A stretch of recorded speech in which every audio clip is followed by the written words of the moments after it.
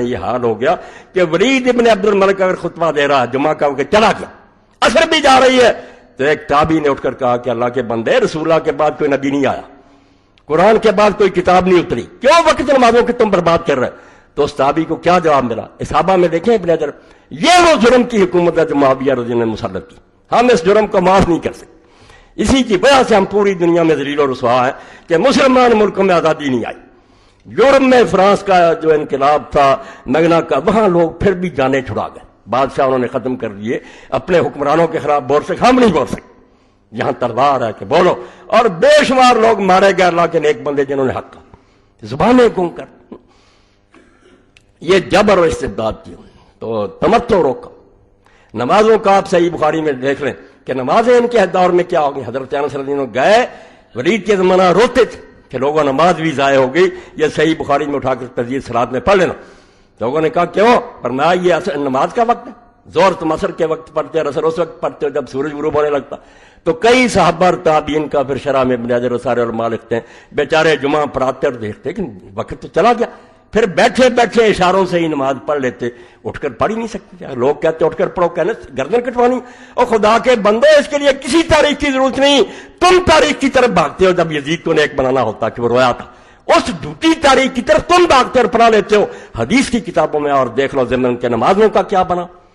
نماز عید، اس کا خطبہ کیوں پہلے کیا میرے معاویہ نے، اور کیوں پوری سلطنت نے حکم دے دیا؟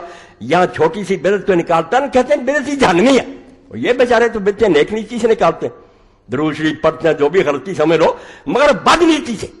کہ عید کے خطبہ میں یہ لوگ حضرت علی اور ان کو محبت رکھنے والوں پر لعنت کرتے ہیں۔ جاؤ محلہ ابن حزم کی اٹھاؤ اور فتح الباری اٹھاؤ، لعنت کہ علی اور اس سے پیار رکھنے والوں پر لعنت کر لگ دو، مر چکا ہے بیچارہ۔ یہاں ہمیں حدیثیں سناتے ہیں مرنے والے کو بلانا، یہ معاویہ کو نہیں یاد آئی؟ مغیرہ بن شعبہ کو لعنت کرتا تھا جب حضرت سعید بن زید نے کہا حیا کر، علی مر چکا، تم اب بھی ممبروں پر اس کو لعنت کر۔ یہ حدیثوں میں ہے، میں نے حدیثوں سے نکال کر دکھانا کہ یا یہ دفتر دریا برد کرو یا خدا کا خوف کرو، حسین کی محنت کو ضائع نہ کرو، اس نے اسلام کو بچا لیا کہ یہ کام سارا غلط ہے ہوتا رہا، اور اسی کی برکت ہے کہ ادنا سے ادنا مسلمان بھی ان بدماشوں کے زمانے میں چپ رہے گا، کر نہیں سکتا کچھ، مگر اس سے پوچھو کہ ابو بکر عمر کی خلافت نے حدیثوں کی ایک ہی جیسی، وہ کہے گا نہیں نہیں نہیں، یہ کوئی حکومت اسلامی نہیں ہے، یہ سارا ظلم و زیادتی، یہ حسین رضی اللہ عنہ کے اس پھیل کی برکت ہے، ورنہ مور لگتی جا رہی تھی کہ جو ہو رہا ٹھیک ہو رہا۔ امام نے بھی 20 سال صبر کیا، کوئلوں پر لیٹے رہے۔ جو یزید سے شروع کرتے نا کہ اس کو امیر معاویہ نے نامزد کر دیا اس لیے ناراض ہوئے، بالکل جھوٹے۔ بات پر پردہ ڈالنے کے لیے ملاؤں نے شروع کیا، کہتے ہیں یزید میں کیا تھا؟ میں کہتا ہوں 1000 درجے کا فرشتہ ہوتا تب بھی لانتی تھا، کیوں حکومت پر رہا مسلمانوں کے مشورے کے بغیر؟ اور اس کے باپ نے جس طرح بیعت لی، اس کے حوالے دوں گا کہ کس طرح تلواریں لٹکتی تھی لوگوں کی سر، بخاری شریف سے نکال کے دوں گا۔ خدا کے بندو، حسین رضی اللہ عنہ کی بقدری کرتے، اگر نہ ہوتا مسلمانوں کا چہرہ سیاہ ہو جاتا کہ جب دین برباد ہو رہا سارے چپ رہے، یار رسول اللہ کا بچہ بھی چپ رہا، وہ نہیں چپ رہا۔ اس نے صاف اعلان کیا کہ سب باطل، یہ حکومت غیر اسلامی ہے، جو ہو رہا دین کے خلاف ہو رہا۔ نمازیں دکھاؤں گا، تو عید کا خطبہ پہلے کر دیا کہ لوگ اٹھ کر چلے جاتے ہیں، علی پر لعنت نہیں سنتے، سنوانی ہے، نماز تو پڑھ کر جائیں گے۔ جمعے کے خطبے میں ابن حزم رحمۃ اللہ علیہ فرماتے ہیں کہ کئی تابعی آپس میں باتیں کرتے تھے، وہ کہتا ہے ایک طرف تو حکم ہے کہ کوئی غلط کام کر رہا اس کو بھی نہ ٹوکو، چپ رہو، جو میں یہ کیوں بولتے؟ اس نے فرمایا یہ خطبہ کہ یہ لوگ علی اور حضرت ابن زبیر کو لعنت کرتے تھے، اور رنج میں آ کر یہ کہتے ہیں لعنت نہ کرو، جاؤ ابن حزم سے پوچھو، ان سے بڑے محدث ہو تم اور خاندان بنو امیہ سے۔ اس نے خود کہا کہ لانا لائنا، جو علی اور ابن زبیر کو لعنت کرتے تھے اللہ ان پر لعنت کرنی چاہیے، ہمیں بھی کرنی چاہیے کہ علی اور ابن زبیر جیسے صحابہ پر لعنت کرتے۔ یہ بد رسم انہوں نے شروع کی اور ممبروں پر ہوتی رہی، جس غریب نے انکار کیا سار اڑا دیا۔ حضرت ابن عدی جیسے صحابی، راہب و صحابہ رسول اللہ، حضور کے صحابہ میں درویش کیوں مارا گیا؟ کیا امیر معاویہ نے اس کے سامنے پیش کیا؟ اس نے کہا کب میں تیری بیعت سے منعرف ہوا، میں اور میرے ساتھی اسید پر قائم ہے جو حسن نے کیا۔ اس نے کہا نہیں، بچنا ہے تو علی پر لعنت کر۔ انہوں نے کہا یہ کفن بچھے ہوئے اور قبریں کھدی دکھا کر تم چاہتے ہو کہ جس سے ساری عمر محبت کی ہے اس پر لعنت کرے؟ جاؤ قتل کر دو اور اپنے ساتھیوں سے کہ اللہ میرا یہ کپڑے نہ اتارنا خون آلود، میں اسی طرح پولیس رات پر اس سے ملوں۔ جاؤ اٹھاؤ صحابہ کرام کے حالات اور پڑھ لو کہ حضرت بن عدی غریب کس طرح مارا گیا۔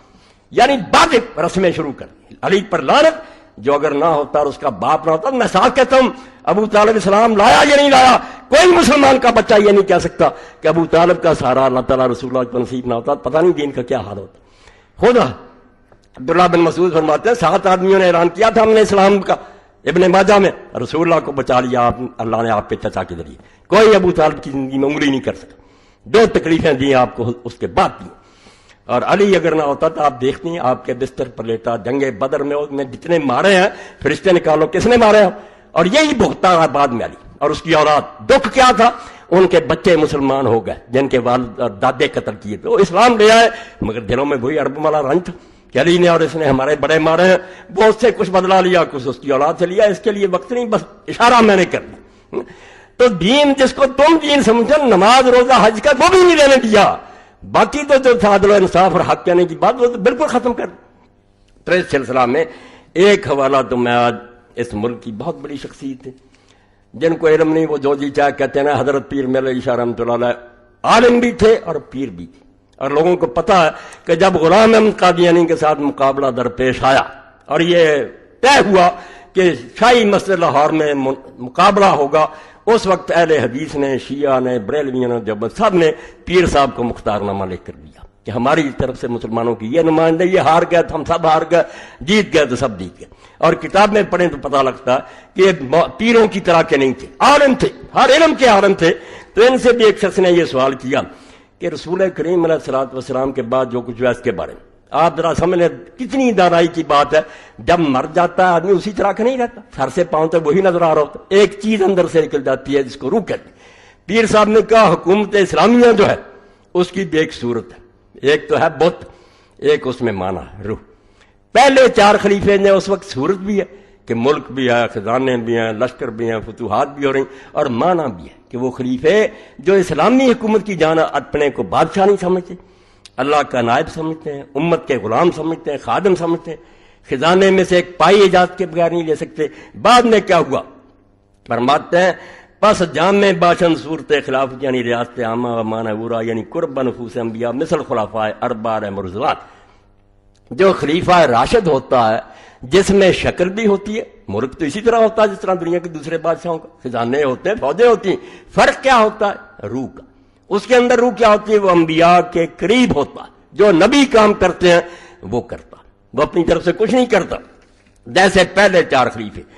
فرق این قدر ہست کے در عہد خلفاء ثلاثہ نفاذ تسرب و اجتماع مسلمین علی سبیل الکمال صورت یافتہ۔ فرق اتنا ہوا کہ پہلے 3 خلیفے جو تھے ان کے زمانوں میں خلیفہ کا کنٹرول اور مسلمانوں کا اتفاق پوری طرح رہا، و در عہد مرتضی معنی کامل یعنی قرب نفوس انبیاء بود۔ جب حضرت علی مرتضیٰ کا دور آیا، کتے بھونکتے ہیں، علی کے زمانہ میں کچھ نہیں ہوا، وہ مولانا ابوالکلام آزاد رحمۃ اللہ جس کو یہ لوگ امام الہند کہتے وہ ہوتا، مجھے دکھ ہے کری کی حقیقت لوگوں نے نہیں پہچانی، اللہ نے اگر موقع دیا تو میں ان کی سیرت پر پوری کتاب لکھوں گا کہ ظالموں اس کو نہیں سمجھے جو رسول اللہ کے ساتھ ایسے تھا جیسے موسیٰ علیہ السلام کے ساتھ ہارون، اس کو بدنام کر رہے مگر وقت نہیں ملا، دوسرے کاموں میں لگ گئے۔ تو حضرت علی کے زمانے فرماتے ہیں جو معنی تھا نا روح کہ انبیاء کے طریقے کے قریب وہ تو ٹھیک تھا، وہ صورت ناقص مگر کنٹرول کمزور ہو گیا، یعنی ریاست عامہ و اجتماع مسلمین مصر زمانہ خلفاء ثلاثہ نابود۔ پہلے 3 خلیفوں کی طرح اتفاق نہیں رہا، اور وہ اتفاق نہیں رہنے دیا، معاویہ نے بغاوت کر دی، ادھر حضرت طلحہ زبیر حضرت عائشہ نکل کھڑے ہوئے، ادھر خارجی لوگوں کا اپنا قصور تھا، علی کا کوئی قصور نہیں تھا، انتظام نہیں چلنے دیا۔ بعض صورت باقی و معنی بر وجہ اتم مفقود، رحمت فرمایا اللہ تعالیٰ گوڑوی رحمۃ اللہ علیہ پر، فرماتے ہیں اس کے بعد شکل رہ گئی، شکل وہی تھی، ملک فتح ہو رہے ہیں، لشکر جا رہے ہیں، اذانیں ہو رہی ہیں، خزانے، معنی بر وجہ اتم مفقود، مگر وہ کام جو تھا اندر روح والا کہ نبی کے طریقے کی پیروی گم۔ چنانچہ در زمانہ امیر معاویہ و در حدیث خدنا را دخن ہم ایمان دار، حدیث کا حوالہ دیا بخاری شریف میں ہے، حضور سے لوگوں نے پوچھا مسلمانوں میں قتل و غارت بعد میں کیا ہوگا؟ فرمایا خدنا ترا دخن، صلح ہو جائے گی، حسن چھوڑ دے گا مگر ہوگی دخن، وہی منافق ترکینے رہیں گے، صلح باطن میں نہیں ہوگی۔ ہوا بھی کوئی، حسن کو زہر دے دیا اور دین کی مٹی پلیت کی۔ بعض تدریجن خلافت جابرہ یا دعوت بر ابواب جہنم کما دعا فی الحدیث، ہر شے کے ساتھ حوالہ فرماتے ہیں پھر تو خلافت بالکل بدلتی جو آیا آگے اینٹیں رکھتا گیا۔ جابر حکومت بالکل جس کو حضور نے کہا تھا جہنم کے دروازوں پر دعوت دینے والے حکمران ہوں گے، دوزخ کی طرف بلا رہیں گے، ایسا ہی رہا۔ کما جا پھر پیدا گشت بعض انقلاب زمانہ حسب مشیت عزی رنگ تشبہ بخلاف راشدہ بظہور عمل، پھر کئی سال گزر گئے، معاویہ کو خلیفہ کسی نے نہیں مانا، یزید کو نہیں مانا، عبد الملک حکمران ہونے کی وجہ سے بچا خلیفے کہتے رہو، خلیفہ راشد نہیں ہے، کوئی نہیں کہتا. کسی چھوٹی سے چھوٹی کتاب سے لے کر بڑی تک دیکھ لیں، جہاں جہاں عقائد بیان کیا اہل حدیث نے، اہل سنت نہیں، خلیفے 4 ہیں، بعد میں ملوکیت. خود امام ابن کثیر لکھتے ہیں اپنی البدایہ 8ویں جلد کہ سنت یہی ہے کہ امیر معاویہ کو خلیفہ نہ کہا، بادشاہ کہا کرو، ملک ہے وہ. اور وہ بھی کہتے تھے انا اول ملوک الاسلام، بھائی میں خلیفہ نہیں ہوں، پہلا بادشاہ. مگر وہ کہتے ہیں پھر اللہ کی مرضی سے اللہ کو نے یہ پسند کیا کہ مسلمانوں کو تھوڑی سی جھلک پھر دکھا دی جائے خلفائے راشدین کی. چنانچہ خلافت عمر بن عبد العزیز، حضرت عمر بن عبد العزیز کا 2.5 سالہ دور آیا، وہ بھی مروان کی اولاد میں سے. ہم کسی اولاد کے نہیں دشمن، نہ خاندان کے دشمن ہیں. بنو امیہ میں سے اگر وہ اچھا پیدا ہو، بسم اللہ، خلیفہ راشد علیہم الرحمہ. جو ظالم ہے وہ ظالم، عباسی حضور کے چچا کی اولاد ہے، ظالم، وہ ان سے بھی آگے نکل گئے. تو یہ بات جو پیر صاحب نے کہی، یہ نچوڑ ہے ساری تقریر کا کہ یہاں صورت رہ گئی. ملک بہت فتح ہوئے، علاقے ہوئے، بہت ترقیاں کی لوگوں نے، مگر معنی باقی نہیں تھا، وہ جان نہیں تھی اسلامی حکومت کی، دنیا کے دوسرے بادشاہوں جیسی حکومت. تو اس سلسلہ میں یہ نایاب کتاب، اس کے حوالے نہیں آپ کو کہیں ملیں گے، میں ریکارڈ کرا دوں، لوگوں کے کام آئے. الہلال ہے مولانا ابوالکلام آزاد رحمۃ اللہ علیہ کا، اور اس کی مکمل فائل ہے، دیوبندی حضرات نے اس کو چھپا دیا. الہلال اکیڈمی 32 شاہ عالم مارکیٹ لاہور، اور اس کی دوسری اور تیسری جلد اس میں. تو دوسری جلد میں سے میں پڑھتا ہوں. انہوں نے جب اسلام کی حکومت کے بارے میں لکھا کہ اسلامی حکومت جو ایسی حکومت لوگوں نے نہیں دیکھی، نہ بادشاہ رعیت کا کوئی فرق، بادشاہ تو کہتے ہی نہیں، نہ لباس میں، بلکہ یقین جانے رعایا کے آدمی کا مکان اچھا، اس کی خوراک اچھی، اس کا لباس، خلیفہ کا حال اس سے بہت خراب. ہاں یہ تھی اسلامی حکومت. تو یہاں لکھتے ہیں، یہ 6 صفحہ دوسری جلد کا. سن لیں، میں یہاں تک جاتا ہوں تو ایسے ہی نہیں جاتا، اماموں کے دفتر ہیں میرے پاس 1400 سال کے، جو پڑھنے کے بعد کہتا ہوں کہ یہ باغیوں کا گروہ تھا. معاویہ رضی اللہ عنہ باغی تھے خلیفہ برحق کے خلاف، اور یزید بھی باغی تھا. یہ بھی سمجھا دوں گا کہ اماموں نے کہا باغی وہ نہیں جو حکومت کو نہ مانے، یہ حکومتوں نے گڑھی ہے اس طرح. باغی وہ ہے جو حق والے کا مقابلہ کرے، جو حق پر ہوگا وہ ایک ہی ہوگا، وہ الحق ہے. جو اس کی مخالفت کر رہے ہوں گے وہ بادشاہ اور سارے ہوں گے باغی. یہ فضل الباری اور المحلات لکھاؤں گا. یہ ایسی بات اگر ریکارڈ نہ کراؤں تو شاید دین کا یہ حصہ گم ہو جائے. قیامت تک اس کو یہ میں یاد کرا دینا چاہتا ہوں کہ لوگوں خلافت کے لیے تڑپتے رہو، دن رات تمہارے دلوں میں یہ تمنا ہونی چاہیے کہ اسلامی خلافت دنیا میں آئے. اس کے لیے کوئی کام کر رہا اس کا ساتھ دو، کتابیں پڑھو، دلوں میں یہ جو جگاؤ اور یہ آگ بھڑکا لو کہ اگر اسلام کا راج نہیں دنیا میں تو مسلمانوں کا جینا جڑا یہ ذلت کی زندگی ہے. خدا کی کتاب معطل اور بندوں کے قانون دنیا پر چلے رہے. سن لیں، ہمارا عقیدہ ہے کہ اگر قیامت کے دن دنیا کے ظالموں کی صفوف عام فساق و فجار سے الگ قرار دی جائیں گی، دوسرے مجرم الگ ہوں گے، ظالموں کی صفیں الگ، تو ان میں سب سے پہلی صف یقیناً بنی امیہ کی ہوگی. انہی ظالموں نے اسلام کی اس روح حریت کو غارت ظلم استبداد کیا، اور اس کے عین عروج اور نشر و نما کے وقت اس کی قوت نمو کو اپنے اغراض شخصیاری سے کچل ڈالا. یہ جرم ہے. یزید کی میں شراب کو نہیں روتا، نمازیں چھوڑنے کو نہیں روتا، اس جرم کو روتا جو حضرت معاویہ رضی اللہ عنہ نے کیا. فرماتے انہوں نے ظالموں نے اسلام کی وہ آزادی کی روح، ایک ادنا بدو مسجد میں سے اٹھ کھڑا ہوتا اور ہم نہیں تیری بات سنیں گے نہ مانیں گے، پہلے مطمئن کر کہ یہ کرتا کہاں سے لیا، ایک ایک چادر ہر ایک کو ملی ہے، تیرے جیسے لمبے آدمی کا کرتا کیسے بن گیا. یہ تھی آزادی کی روح جو غلاموں اور ادنا بندوں میں حضور نے بھر دی تھی، مگر اس کو انہوں نے چھین لیا. ایک طرف روپے تقسیم کیے، دوسری طرف تلوار لہرائی کہ جو بولے گا سر اڑا دیا جائے. ظالموں نے اسلام کی اس روح حریت کو غارت ظلم استبداد کیا، اور اس کے عین عروج اور نشو و نما کے وقت اس کی قوت نمو کو اپنے اغراض شخصیہ کے لیے کچل ڈالو، اپنے ذاتی مفادوں کے لیے اس روح کو کچل ڈالو کہ نہیں بولنے دیں گے کسی کو. حالانکہ اگر ذرا ترقی ملتی ابو بکر عمر کی طرح، ادنا بندے آج بھی یہاں سے پکڑ لیا کرتے کمانڈر ان چیف کو کہ کیا ہو رہا، مگر نہیں، وہ روح کچل گئی. نمازیں ہوتی نہیں، نمازیں نہیں کوئی روکے گا، آپ فکر مند نہ ہو، سکھ بھی آ جائیں گے تو نہیں روکیں گے. اگر یہ اسلام ہے تو خوش رہیں. ملا کو جو ہے ہند میں سجدے کی اجازت، نادان یہ سمجھتا ہے اسلام آزاد. اور پاگلو، اسلام اس کا نام ہے، اسلام حکومت کرنے کا نام. اپنی حکومت ہو، غیروں کی حکومت میں یا وہاں انقلاب لاؤ یا ہجرت کرو، ورنہ رہنا وہاں حرام ہے. اسلام یہ کہتا ہے. ان کا اقتدار و تسلط فی الحقیقت امر بالمعروف کے سد باب کا پہلا دن تھا. کہتے ہیں جب معاویہ تخت پر آئے اور ان کی اولاد آئی وہ اسلام میں جو حکم تھا کہ اچھی بات کا اور بری بات روکو، اس کے روک دینے کا پہلا دن تھا۔ اس دن چھری پھیر دی گئی کہ کوئی ٹوک نہیں سکتا، جو جی چاہیں گے کریں گے، بول نہیں سکتا۔ نہ صرف یہ کہ انہوں نے اسلام کی جمہوریت کو غارت کر کے اس کی جگہ شخصی حکومت کی بنیاد ڈالی، جو یقیناً اعتقاد قرآن کی روح سے کفر جلی ہے۔ ان ملاؤں کو کون سمجھائے؟ وہ کہتا ہے جب جمہوری حکومت ختم ہوگی اور شخصی حکومت بن گئی کہ میرا راج اور بعد میں جس کو چاہوں گا دوں گا نا۔ عبد الملک ولید کو دے گیا، سلیمان بیٹے کو دے گیا، مگر ولید کی نیت خراب ہوگی، اس نے چاہا میں باپ کی وصیت ختم کر دوں، یعنی تماشا بن گیا اسلامی حکومت۔ مسلمان بس دیکھتے ہیں کون آ رہا، بول نہیں کچھ سکتا کیا ہو رہا۔ ولید کا جی چاہا اپنے بیٹے کو دے دوں، اور یہ جرنیل جو تھے حجاج بن یوسف اور محمد بن قاسم قتیبہ میں، یہ بھی ساتھ ہوگا۔ انہوں نے کہا ٹھیک ہے، ولید ٹھیک کہتا، اس کے بیٹے کے سامی ہو جائیں گے، جدھر رخ دیکھتے ہیں بادشاہ کو ادھر ہو جاتے ہیں نا۔ سلیمان کو پتہ چل گیا، اس نے کہا میں نہیں یہ وصیت بدلنے دوں گا۔ خیر ولید مر گیا، سلیمان آ گیا، اس نے بیٹھتے حجاج کو بھی مطلب کیا، جائیداد ضبط کی، برے حال میں مارا، محمد بن قاسم کو گھوڑے کے پیچھے باندھ کر مارا کہ تم میری وصیت ختم کرنا چاہتے۔ یہ اسلامی حکومت سے یہ تماشے بنے۔ پھر قتیبہ بن مسلم مرا، موسیٰ بن نصیر گلیوں میں دھکے کھاتا، سارے جرنیل اس نے مطلب کر کے برے حال میں انہیں مارا۔ تو یہ حکومت تماشا بنا دی مسلمانوں کی۔ مسلمان نہیں بول سکتے، ان کا کوئی دخل نہیں، ہم کوئی زبردستی بیٹھ جائیں کس کو دیتے جائیں۔ تو مولانا لکھتے ہیں یہ قرآن کی اسے کفر جلی ہے، چھوٹا کفر نہیں، ننگا کفر ہے کہ ایک انسان بادشاہ بن گئے۔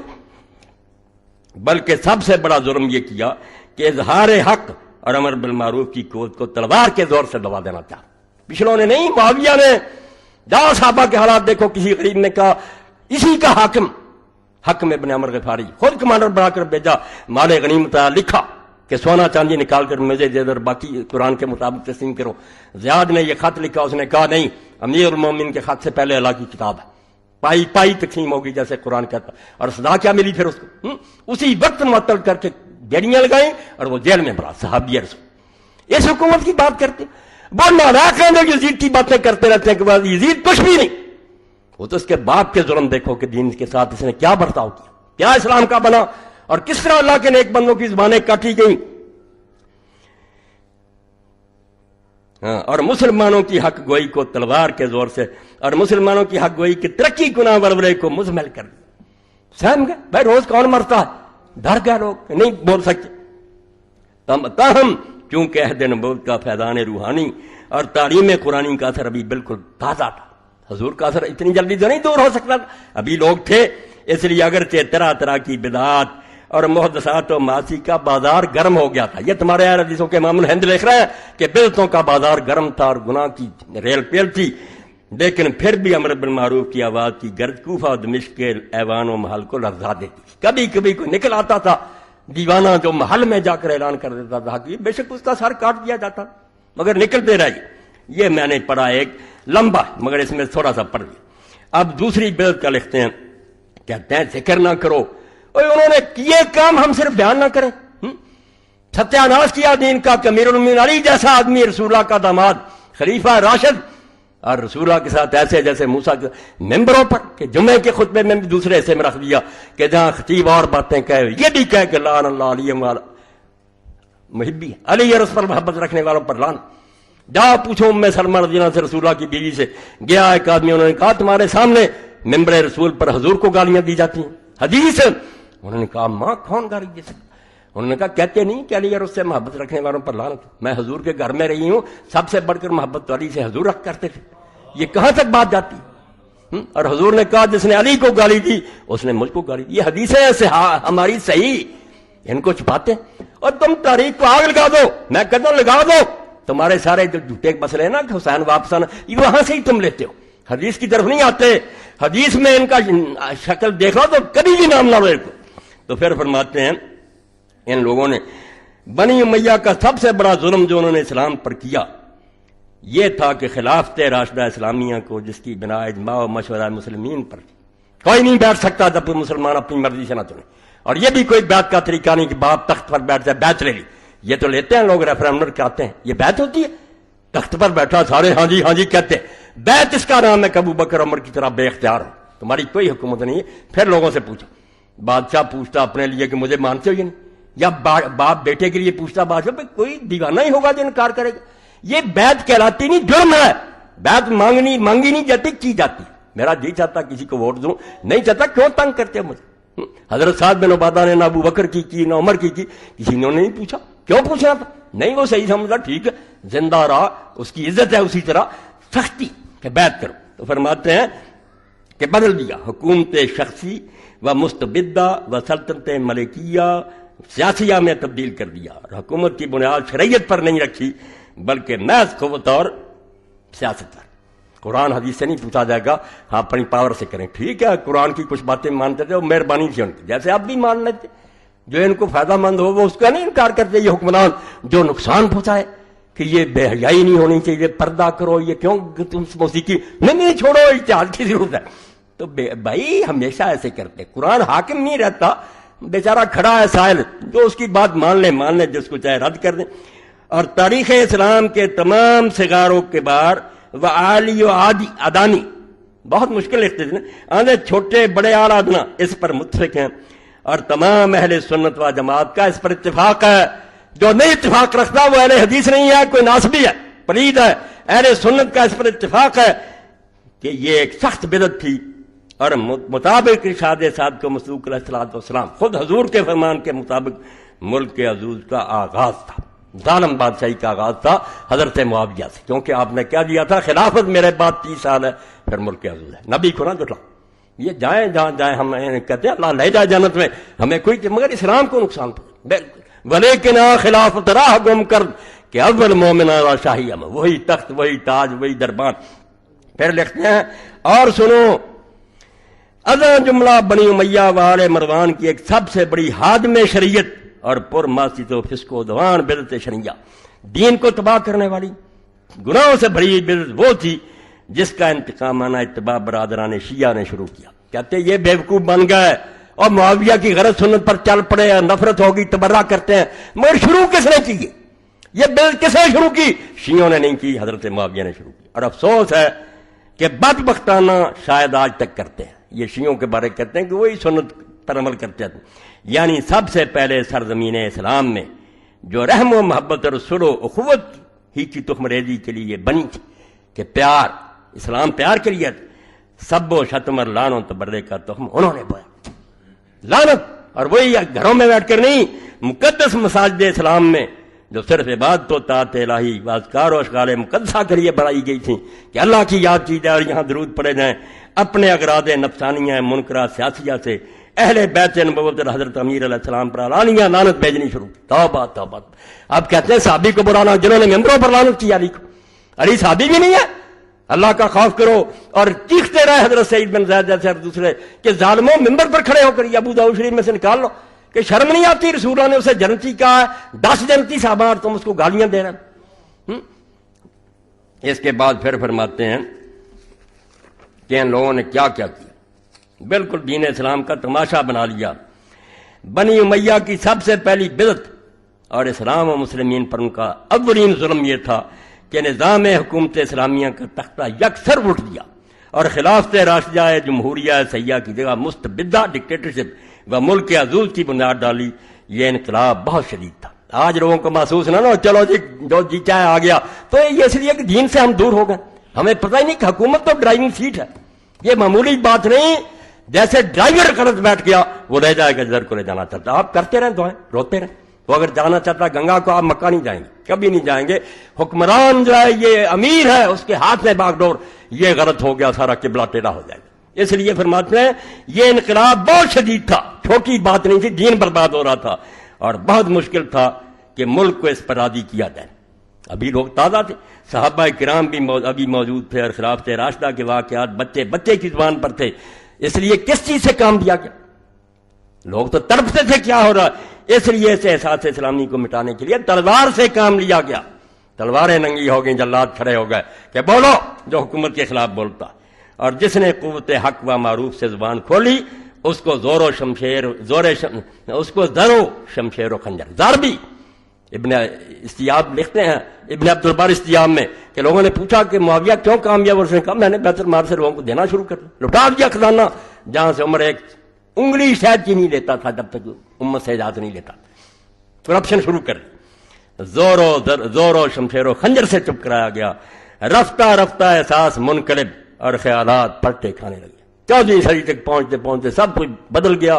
لوگوں کے دل سے وہ بات ہی نکل گئی کہ یہ حکمران کیا کرتے ہیں ٹوکنا, اور حقیقت روز بروز مستور و محجوب ہوتی گئی, مٹ گئی ساری. اب ایک آخری حوالہ پڑھنے اس لیے کہ یہ نہیں ملیں گی دوسری تیسری جلد جو ہے الہلال کی. ان کو تو لوگ ڈھونڈتے تھے اس زمانے, ڈاک خانوں کے آگے کھڑے ہوتے تھے مسلمان کہ الہلال کب آتا ہے.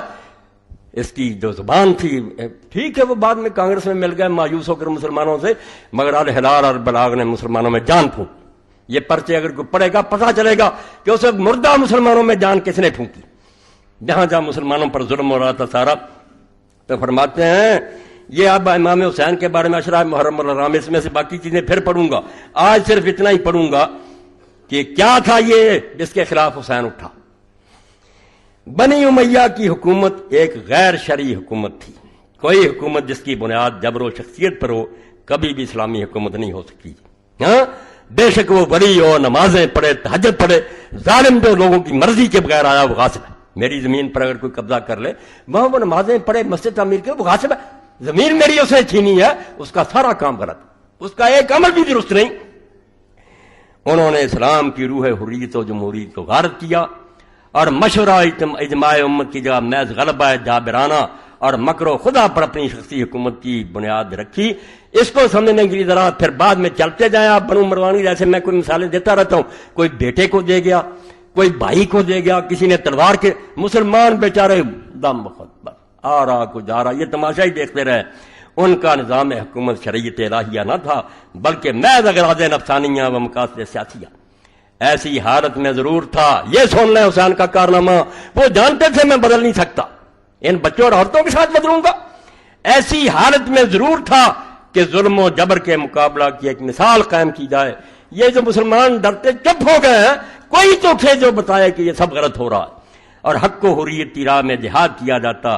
حضرت سید الشہداء نے اپنی قربانی کی مثال قائم کر کے مظالم بنی امیہ کے خلاف جہاد حق کی بنیاد رکھی, اور جس حکومت کی بنیاد ظلم و جبر پر تھی اس کی اطاعت و وفاداری سے انکار کر دیا.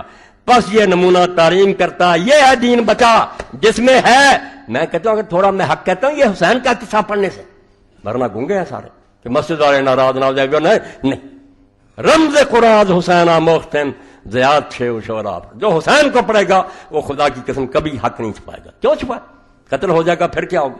فرماتے ہیں پس یہ نمونہ تعلیم کرتا ہے کہ ہر ظالمانہ اور جابرانہ حکومت کا علانیہ مقابلہ کرو اور کسی ایسی حکومت سے اطاعت و وفاداری کی بیعت نہ کرو جو خدا کی بخشی ہوئی انسانی حریت و حقوق کی غارت کرو اور جس کے احکام مسبدہ و دائرہ کی بنیاد صداقت و عدالت کی جگہ جبر و ظلم پر.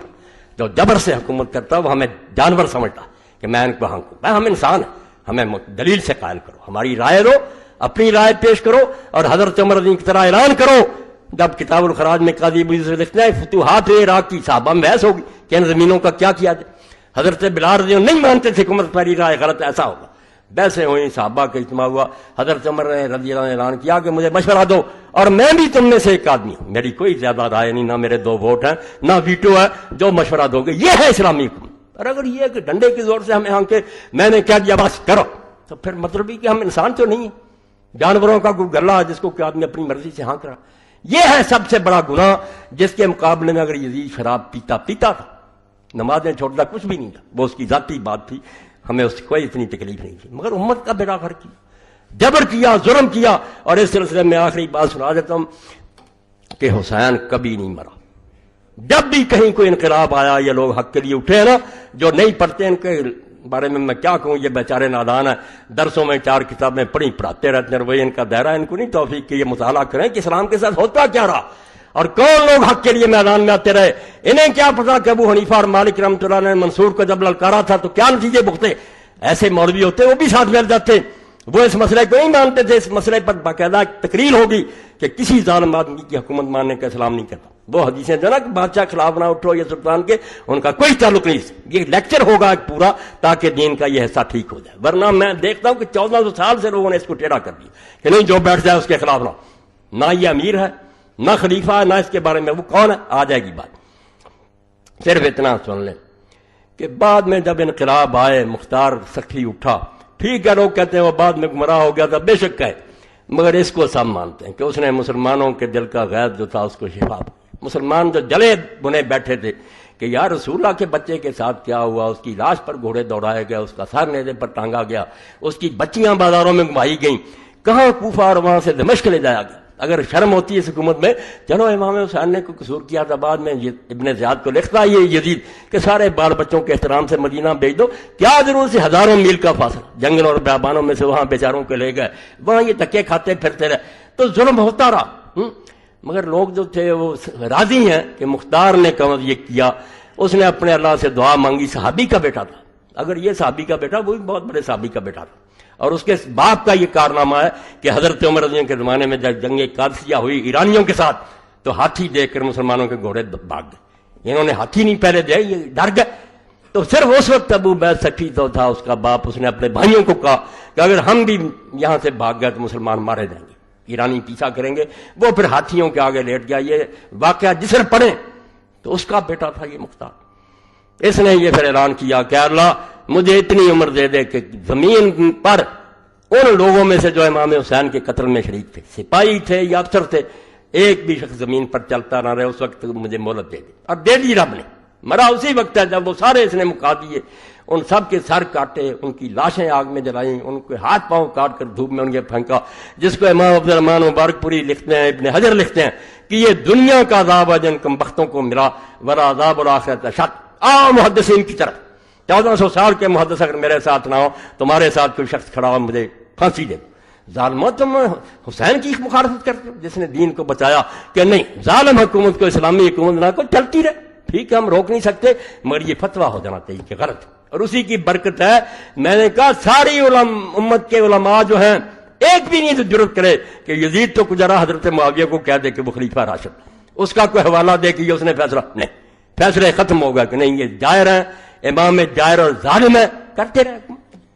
تو بعد میں وہ مختار جو تھا اس کے خلاف پر مصعب بن زبیر اٹھے، انہوں نے اس سے جنگ، کوفہ کو گھیر لیا، رسد روک دی، باہر سے کھانا پانی آنا بند ہو گیا، ساتھی اس کے جو تھے مختار کے وہ آہستہ آہستہ ساتھ چھوڑ گئے، انہوں نے پناہ مانگ لی، حالات دیکھ کر کون ساتھ رہتا۔ اور میں کہتا ہوں یہ بھی اگر کوئی شخص سوچے گا تو امام حسین کے برحق ہونے کی دلیل اس کے سامنے آ جائے گی کہ امام حسین کے ساتھیوں میں سے جو دیکھ رہے تھے اور آخری رات جب کہ آپ نے چراغ بجھا دیے تھے کہ چلے جاؤ اپنی جانیں بچاؤ، تمہیں کوئی نہیں روکے گا، مجھے مرنے دو، ایک بھی نہیں گیا۔ امام حسین کے ساتھیوں میں اگر دیکھ لے کہ یہ جھوٹا ہے، خواہ بخواہ ضد کر رہا ہے بھی نہیں اس کے کچھ ساتھ، کیوں مرے؟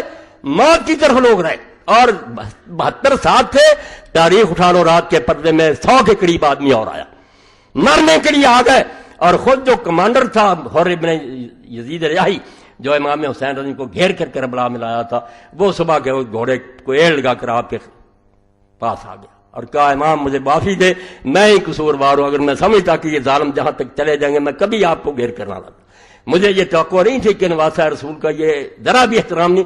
اس نے معافی مانگ لی اور امام کی طرف سے شہید ہوا، 1000 سپاہی کی کمانڈ چھوڑی، موت کو قبول کیا، ادھر سے ایک بھی نہیں گیا، ادھر سے اتنے لوگ آئے، یہی حق کی بہت بڑی دلیل ہے۔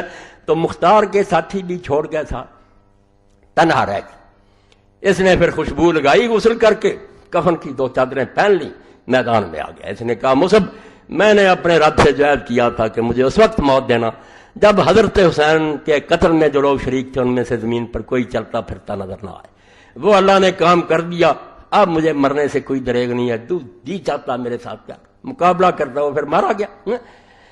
تو مختار کے بعد یہ مصعب کی بھی شامت آ گئی، عبد الملک نے اس کے خلاف فوجیں بھیج دی۔ تو جب یہ مصعب چلا ہے، میں حوالہ دینے لگا حسین کا، یہ کہتے رہے، میں کہتا ہوں یہ نادان ہے، بے ان کو کیا کہوں، یہ بے شک شیخ الحدیث انہیں وقت ہی نہیں ملا، نہ انہیں کوئی ہمدردی ہے کہ اسلامی حکومت کیا ہوتی ہے، وہ برباد کیسے ہوئی ہے، اس کو قائم کرنے کے لیے لوگوں نے کیسی کوششیں کی ہیں، صرف حضرت حسین نہیں بعد میں بھی ہیں لمبی، اس کے لیے کم از کم تاریخ دعوت و عظیمت سید ابوالحسن علی رحمۃ اللہ علیہ کی پڑھیں، لوگ رہے جو حسین کے نقش قدم پر چلتے رہے کہ یہ جھنڈا بلند ہونا چاہیے کہ یہ غلط ہو رہا۔ تو مصعب جب چلنے لگا، اب اس کے نکاح میں 2 اجمل ترین عورتیں تھیں، عرب میں جو سب سے زیادہ حسین عورتیں، ان میں سے ایک حضرت حسین رضی کی بچی تھی، اس کا نام سکینہ تھا۔ یہ سکینہ جو پڑھتے نہیں، سکینہ کوئی نام نہیں تھا، سکینہ تھا اس بچی کا نام، کیا کریں ذاکر بھی سکینہ پڑھیں لوگ، سکینہ نہیں تھا نام، سکینہ۔ اور دوسری طرف حضرت طلحہ رضی اللہ تعالیٰ کی بچی تھی عائشہ۔ تو جب یہ مصعب نکلنے لگا تو حضرت سکینہ نے راستہ روک لیا اور کہا مصعب تم کہاں جا رہے ہو؟ عبد الملک کی حکومت قائم ہو چکی ہے، اس کے پاس اتنی فوجیں ہیں، ہماری طاقت بہت کمزور ہو گئی ہے۔ تو جو جواب دیا مصعب نے اس سے حسین کا پتہ چلتا رضی اللہ۔ سکینہ سے یہ کہا کہ تم جانتی ہو کہ مجھ سے میرے اندر تمہارے لیے جو محبت ہے دونوں کے لیے، کوئی مرد ایسی محبت اپنی بیویوں سے نہیں رکھتا، مگر تیرے باپ نے کسی شریف زادے کے لیے کوئی بہانہ نہیں چھوڑا۔ یہ مصعب کا فکرہ تھا کہ سکینہ تیرا باپ جب گیا تھا حسین میدان میں کون تھے اس کے ساتھ ماں تیرا کا ابو کے لبن حرۃ عذرا، کیا کریں تیرے باپ کو جب دیکھتے ہیں تو تیرے باپ نے جو حلال چاہتا ہے نا اس کے لیے کوئی بہانہ نہیں چھوڑا کہ تم بہانہ نہیں بنا سکتے کہ طاقت نہیں حالات نہیں، یہ کہہ کر چلا گیا۔ تو جب میدان میں پھر ہوئی لشکر آئی تو یہاں تک نوبت پہنچی کہ اپنے بھتیجے اور بھانجے تھے انہوں نے بھی عبد الملک سے معافی مانگ لی، چلے گئے ساتھ چھوڑ کر۔ مصعب کے ساتھ بھی وہی ہوا جو امام حسین بہت تھوڑے رہ گئے، تو اس وقت اپنے بھانجے کو بلایا، حمزہ تھا اس کا نام، حضرت مغیرہ بن شعبہ رضی اللہ عنہ کا بیٹا تھا۔ حمزہ کو بلا کر اس وقت مصعب نے کہا کہ حمزہ بتاؤ، جب ابن زیاد نے حضرت حسین سے کہا تھا کہ اپنے آپ کو میرے حوالے کر دے پھر میں فیصلہ کروں گا کہ کیا کرنا چاہتا ہوں، تو حسین نے کیا کہا تھا؟ اس وقت یاد آیا حسین، اس نے کہا ماما جی حسین نے کہا تھا کہ عزت کی موت جو ہے نا وہ ذلت کی زندگی سے بہتر ہے، دلیل بن کر غلاموں کی طرح جینے سے عزت کی موت مر جانا بہتر ہے۔ اور ساتھ ہی یہ شعر پڑھا، پھر مصعب نے میدان میں گھس گیا، اس نے کہا ٹھیک ہے، ان رلا بالطف من آل ہاشم تاسوف سنوا للکرام التاسیہ، ہاشم کی اولاد میں سے 18 جوانوں نے جو فاطمہ کے بچے تھے ایک دوسرے کی خیر خواہی کر کے اور اپنی جانیں قربان کر کے ایک نمونہ دے دیا، وہ شریف لوگوں کے لیے ایک مثال قائم کر گیا کہ مر جانا منظور کرو، ذلت کی زندگی قبول نہ کرو۔ سر کاٹا گیا اس غریب کا بھی، مگر حسین کو یاد کر کے وہ گھس گیا کہ بے شک بھائی بھتیجے چھوڑ گئے، عزت کی موت مروں گا۔ اور اس سلسلہ میں آپ دیکھتے ہیں جب ابن زیاد ملعون کا دربار تھا، یہ کتنے بے ایمان، پڑھتے ہیں کہ اس نے محمود احمد عباسی نے کتاب لکھ دی، اس کے شاگرد فیض عالم جیسے ناصبی اٹھ کھڑے ہوئے۔ اب ان حدیثوں کو یہ بھی شرم نہیں آتی کہ جا کر پوچھیں عصری صاحب سے، اور علامہ صاحب رحمۃ اللہ علیہ فوت ہو گئے، کہ جب وہ قتل ہوا تھا اور یہ بات ہوئی تھی کہ اس کے لیے دعا کرو، کیا فرمایا تھا علامہ صاحب نے؟ انہوں نے کہا وہ اہل حدیث تھا، حیا کرو، ہمارا یہ مذہب ہے کہ علی خلیفہ نہیں تھا اور یہ یزید ولی تھا، یہ ناصبی تھا، ہم اس کے لیے کوئی دعا نہیں کر سکتے۔ یہ اندھے ہوئے، سب نے وہ کتابیں چھپائی ہیں اور کوئی کتاب نہیں ان کے پاس، آپ دیکھ رہے ہیں جب نکالیں گے فیض عالم کے رسالے، اور حیا کرو حدیث کی کتابیں ختم ہو گئی، نہیں سوچتے۔ تو یہی بات مصعب نے اس وقت کہی کہ ہاشمیوں نے اس وقت ایک مثال قائم کر دیا۔ اور یہ 18 کون تھے؟ نواب صدیق حسن رحمۃ اللہ علیہ کے ذات، دیکھو وہ کہتے ہیں کہ حسن بصری فرماتے ہیں اس وقت زمین میں ان 18 جیسا کوئی بھی نہیں تھا، بے مثال لوگ تھے، کوئی جوان تھا کوئی بچہ تھا اور جا رہے تھے باری باری۔ کثرے بنی مقاتل جب پہنچے تھے کربلا سے پہلے تو امام صاحب کو ذرا اونگ آ گئی اور اونگ سے ذرا بیدار ہوئے تھے، بار بار فرمایا انا للہ و انا الیہ راجعون۔ تو بیٹے نے پوچھا علی اکبر کہ ابا جی کیا ہوا؟ فرمایا بیٹا میں نے خواب میں دیکھا کہ ہمارے ساتھ ایک سوار جا رہا ہے اور وہ کہہ رہا ہے کہ ان الناس یسیرون الی منایا، کہ یہ لوگ بیچارے اپنی موت کی طرف سفر کر رہے ہیں۔ یعنی امام نے چھپایا کچھ نہیں، نہ انہیں یہ کچھ توقع نہیں، سب کہتے ہیں کہ نہ کوئی غلط فہمی، وہ موت کے لیے گئے تھے۔ حضور کی حدیثیں میں نے پیش کر دی ہیں، ابھی سوال ملا کہ نہیں یہ ثابت کرو، کروں گا نا کہ حضور کہہ گئے تھے کہ حسین کو قتل کیا جائے گا، انہوں نے کیا سوچنا سمجھنا تھا، جا رہے تھے اپنی موت کی طرف۔ تو بیٹے نے پوچھا وَلَسْنَا عَلَى الْحَقِّ، ابا جی موت کی تو کوئی بات نہیں، کیا ہم حق پر نہیں ہیں؟ تو امام حسین رضی اللہ عنہ نے فرمایا کہ اس اللہ کی قسم جس کے سوا کوئی معبود نہیں ہے، ہم حق پر ہیں۔ تو بیٹے نے فرمایا کہ ابا جی پھر ہم موت کو شہد سے زیادہ میٹھا سمجھتے ہیں۔ تو امام نے پھر دعا کی کہ اللہ تعالیٰ بیٹا تجھ پر اپنی رحمتیں نازل کرے، مجھے ایسے بیٹے کی توقع دی۔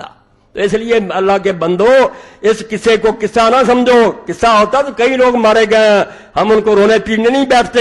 یہ علی اور حسین کو سمجھ لو کہ علی کو نہیں سمجھو گے کتاب البغات نہیں سمجھ میں آئی۔ تو ہی مولوی دکھایا کہ اللہ کے رسول نے اور قرآن نے کو بتایا کہ مسلمان باغیوں سے صحیح خلیفہ کیا برتاؤ کرے، کوئی نہیں، علی ہے اس بارے میں امت کا پیشوا۔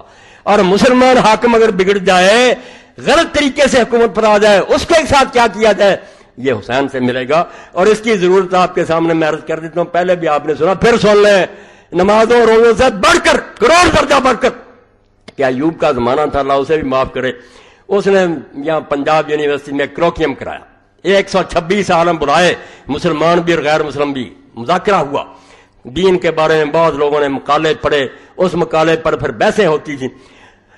تو مسجدوں میں جو بند ہے گنبدوں میں انہیں کیا پتا چلے کہ مولوی صاحب کیا اور ان کا کیا، یہ گدھ اور شاہین کا فرق ہے، یہ سمجھ نہیں سکتے، ان کے پاس یہی ہے کہ امین اور ہاتھ نہیں، اسلامی حکومت کو سمجھو پھر مسئلہ سمجھ میں آئے گا۔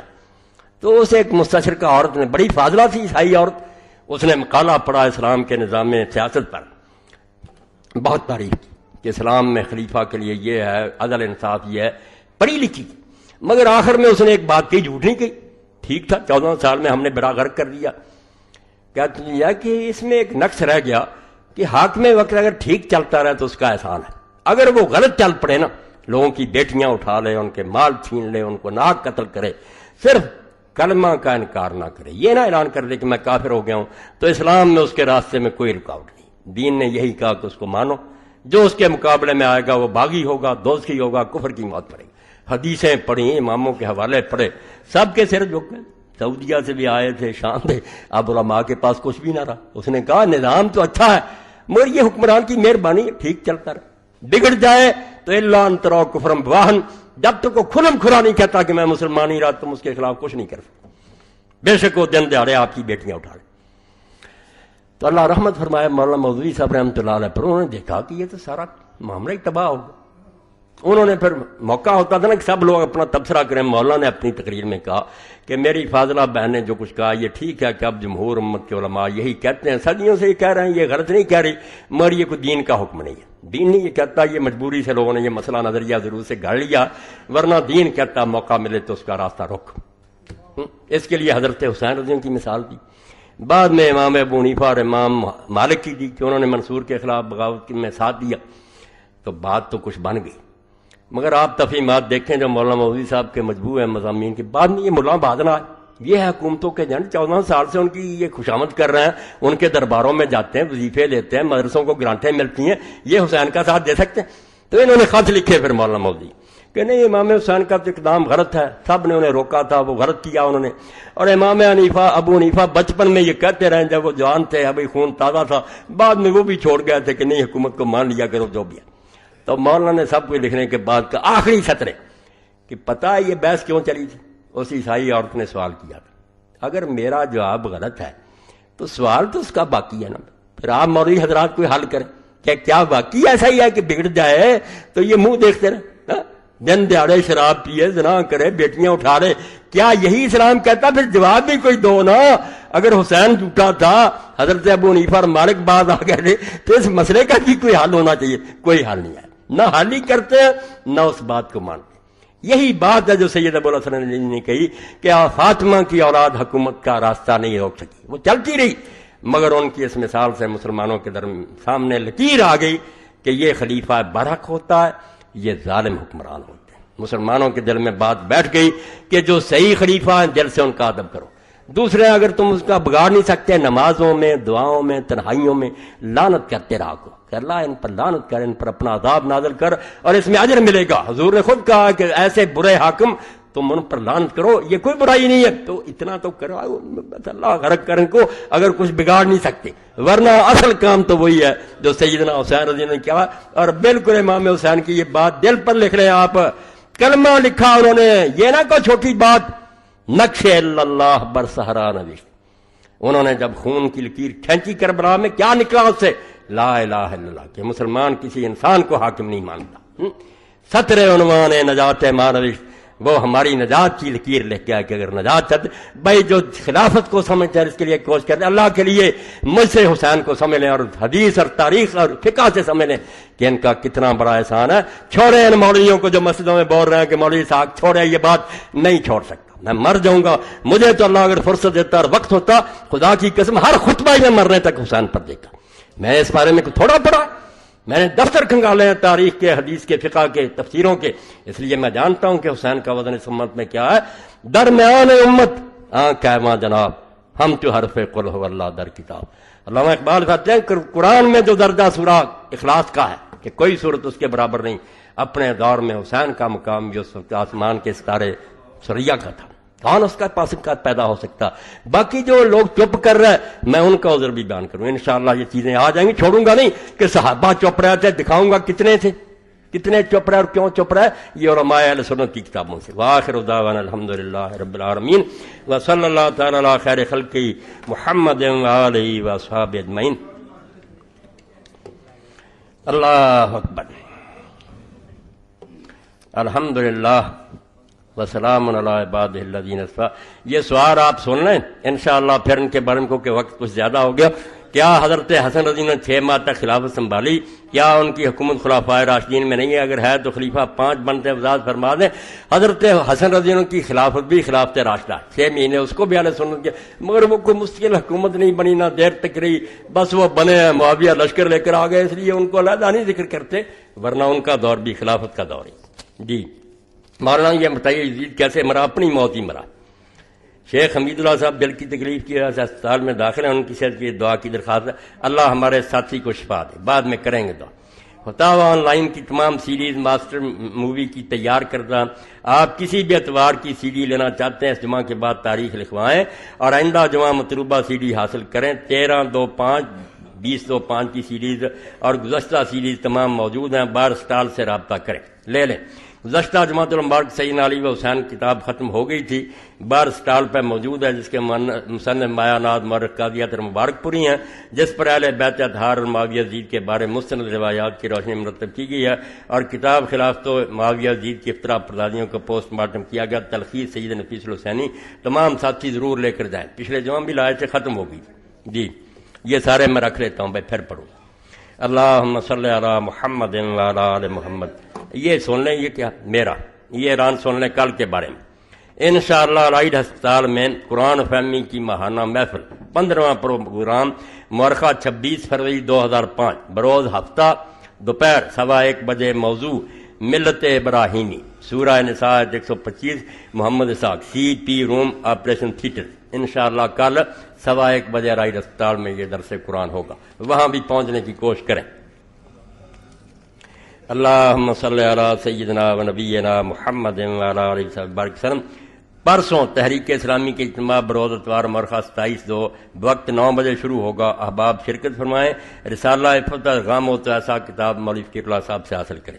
اللہم اغفر للمؤمنین والمؤمنات والمسلمین والمسلمات الاحیاء منهم والاموات.